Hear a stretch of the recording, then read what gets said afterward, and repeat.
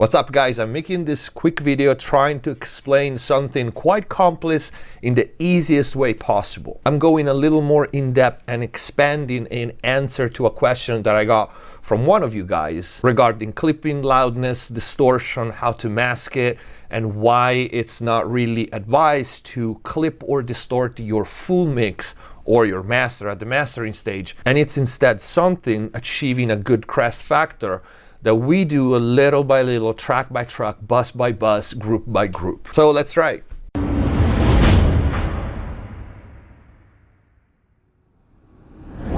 Hello everyone, welcome back to MixPlus TV. Hope you guys are having a great day. Before we start, check the info box down below for free plugin special discounts and offers. And if you haven't already, go check out the new website, mixplustv.com. In there you can find all the mix and mastering courses, start to finish. There's 2 new ones coming up on many different genres on the website. You can also book all the other services, mixing, mastering, private lesson, mix consultations. Check the new Bella Kelly single, Goodbye, available on all platforms. There's also an acoustic version featuring Monty Pittman here on YouTube. If you want to access the exclusive videos here on YouTube, click the join button, become a MixPlus TV member, and if the videos are helping you, please consider using the super thanks or grab some merch. Let's get to the video. All right, the subject really is crest factor and loudness and clipping and limiting. And the point of the video is to show you in the easiest way possible, the most simplified way possible, why it's better, even if it requires a lot of work to limit and clip and saturate and work your butt off on single tracks and groups and buses and all that, as opposed to slap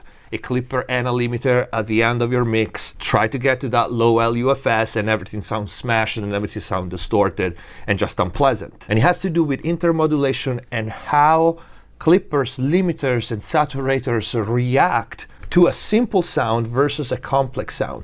And I think this video is going to be short but eye-opening. So let's start with the most simple sound in the world, a sine wave. I'm opening a signal generator with a sine wave at 100. If we activate this 100 Hertz sine wave and we take a look at a simple analyzer like Pro Q3, we can see that the only thing we have is the sine wave, pure. If I add a saturator like the capitator here, we can see the collection of harmonics added, okay? Nothing wrong with this. If I switch the capitator for orange clip, for example, we can see a different collection of harmonics. All good. Let's stick to the capitator because it's easier to see. Now here in this other track, I have another sine wave at 480. Random number, could be any other number. If we activate this and we take a look at Pro Q3, we see pure sine wave again.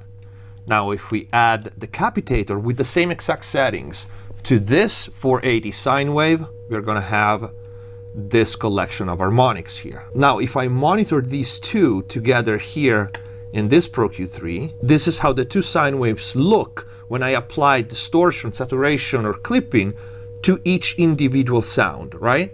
If I close this and I go to my 2 bus, where both of them are routed, we can see the same exact layout. Let's reopen this one. This is the single track monitoring the other single track. This is the master bus where both of them go out. If instead now I take the decapitators off and instead I put a decapitator on the 2 bus, just like we would do with a mix, with both sine waves going through, you can see the sine waves are here, right?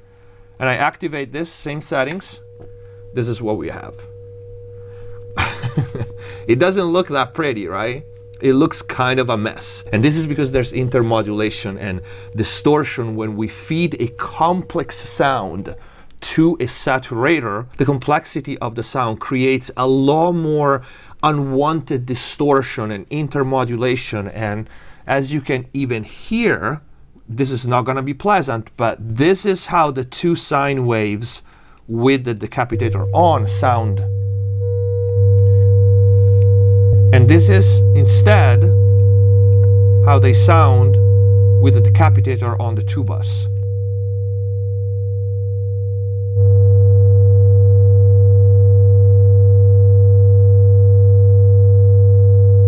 This versus this. If we do the same experiment with, let's say, orange clip, so we add orange clip to the 100 Hertz, and then we add it to the 400. This is how we sound. versus if I bypass these two and I put it on the 2 bus. Listen how nasty this is. So 2 bus, single tracks.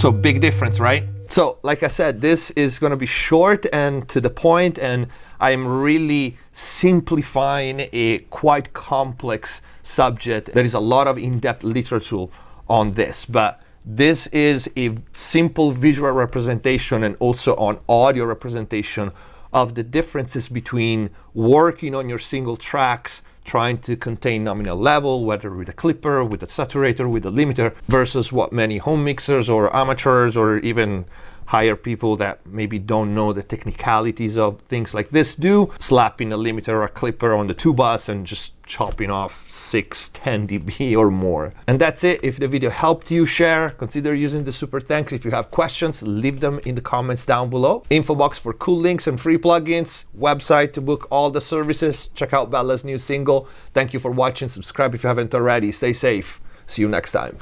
Hands on my neck, hands grip my throat.